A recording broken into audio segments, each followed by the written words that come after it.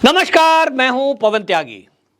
Supreme court ने एक RTI के जवाब में यह बता दिया है कि कोलिजियम पर सुप्रीम कोर्ट से कोई जानकारी वो नहीं दे सकता।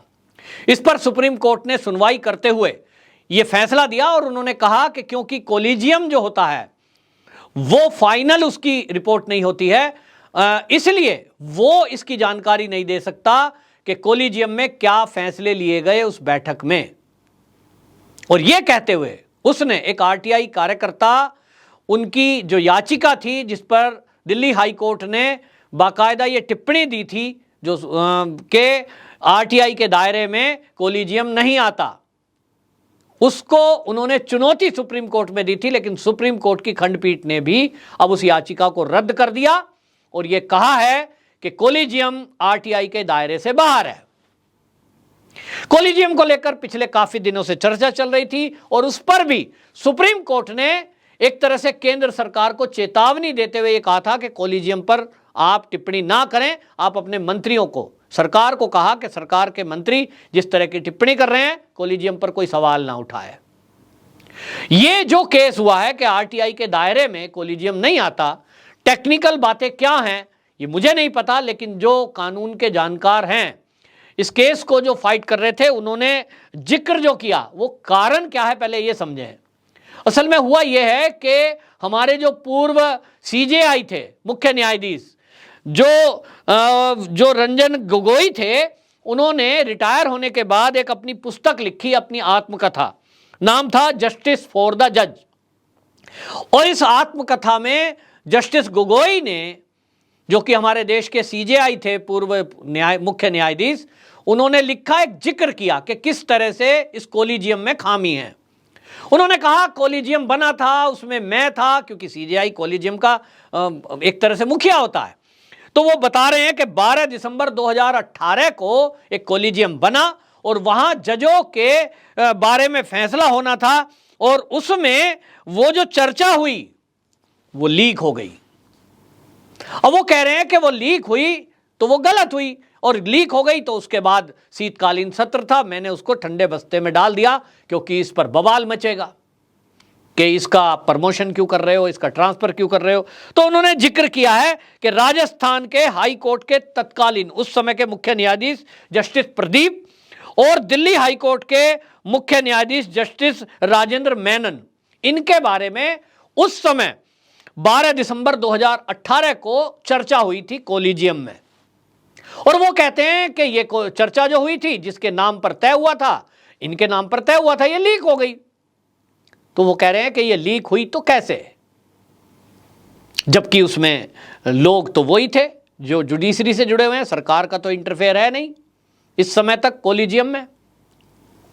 तो उन्होंने सवाल उठाया और इसी को ध्यान में रखते हुए आपको बता दूं कि इसमें जो अंजलि भारद्वाज हैं आरटीआई एक्टिविस्ट, उन्होंने एक आरटीआई डाल दी। प्रशांत भूषण वकील उनकी तरफ से वकील थे और उन्होंने कहा कि वो जो जस्टिस गोगोई अपनी आत्मकथा में जो जिक्र कर रहे हैं वो कृपया बताया जाए कि किन नामों पर और किस मुद्दों पर क्या चर्चा हुई थी, वो क्या मुद्दे थे, क्या चर्चा हुई और फिर वो क्यों रद्द कर दिया गया, ये बताया जाए।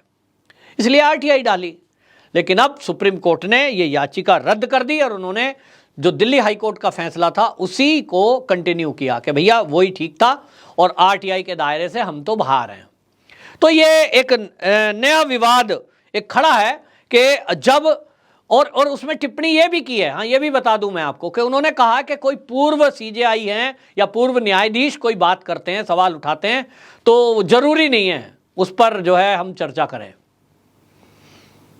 अब आप समझ रहे हैं, ठीक है, मैं उस टेक्निकल पॉइंट को नहीं जानता और जो सुप्रीम कोर्ट ने कहा है कि उसमें फाइनल डिसीजन नहीं होता कोलिजियम का, जबकि आप अब देख रहे हैं कि जो केंद्र सरकार है उससे सीधे सीधे तनातनी इसी बात पे तो है कि जो कोलिजियम ने फाइलें साइन की हैं, जो फैसले किए हैं, पोस्टिंग, ट्रांसफर या नियुक्ति, उसको राज्य जो केंद्र सरकार है वो उसको पास करे एज इट इज।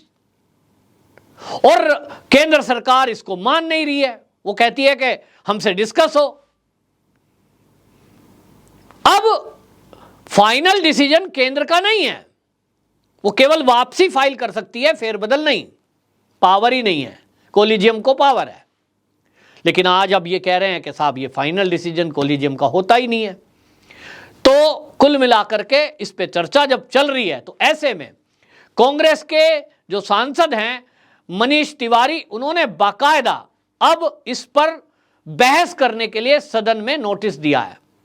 उन्होंने कहा है कि जो केंद्र और सुप्रीम कोर्ट में तनातनी है, यह पूरी संसद से एक कानून पास हुआ और उसके साथ एक कमेटी बनाई गई, कोलिजियम की जगह उसको रिप्लेस होना था, और वो कमेटी में यह तय होगा जिसमें कि सीजेआई एक सदस्य के तौर पर होंगे, एक कानून मंत्री उसमें सदस्य होंगे, 2 गणमान्य व्यक्ति उसमें सदस्य होंगे।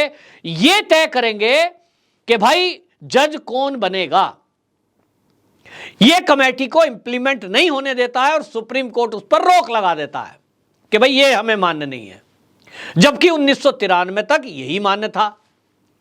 तो अब इसमें क्योंकि सांसदों ने मिलकर दोनों सदनों से उसको पास किया था, और जब सदन में ये पास हुआ है तो उसमें कांग्रेस के सांसद भी थे, उसमें समाजवादी के सांसद भी थे, यानी सभी सांसदों की सहमति से यह कानून की शक्ल में पहुंचा कि कोलिजियम खत्म किया जाए और 1993 के पहले वाली व्यवस्था को लागू किया जाए, जिसमें विपक्ष का नेता भी एक सदस्य होगा, कानून मंत्री भी एक सदस्य होंगे, 2 गणमान्य व्यक्ति उसमें सदस्य होंगे, 2 सीनियर जज उसमें सदस्य होंगे, और सीजेआई भी उसमें एक सदस्य होंगे।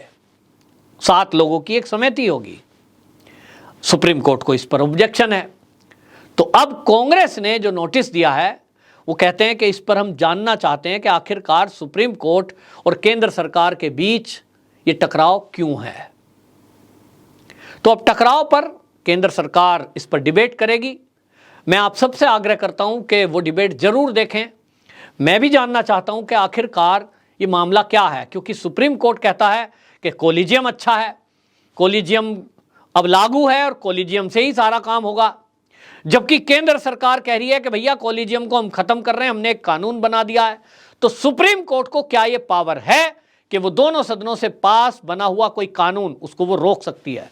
जो कानून के जानकार हैं, मेरे मैं देखता हूं कमेंट बॉक्स में भी लोग लिखते हैं, वो लिखते हैं सुप्रीम कोर्ट को केवल केंद्र सरकार यानी सरकार के द्वारा बनाए गए कानून का पालन करना कराना, यही उसका काम है।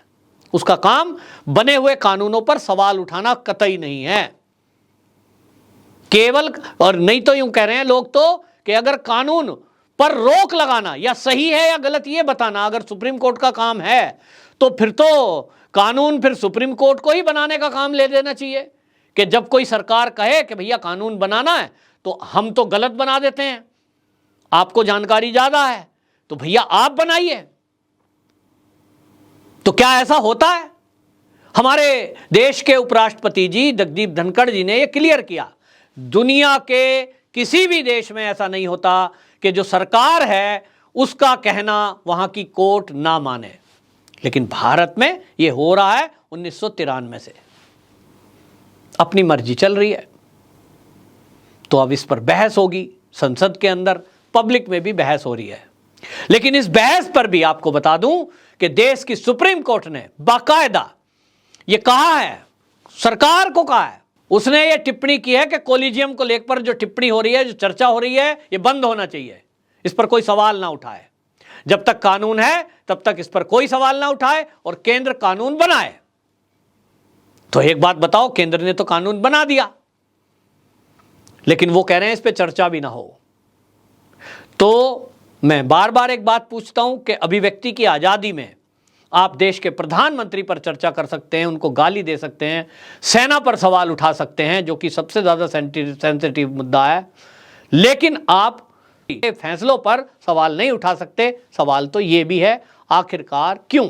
अभिव्यक्ति की आजादी में क्या हम देश के जो ये कोर्ट हैं इनके किसी फैसले पर कोई टिप्पणी आजाद करने के लिए आजाद क्यों नहीं है? ये एक सवाल है जो जनता पूछना चाहती है।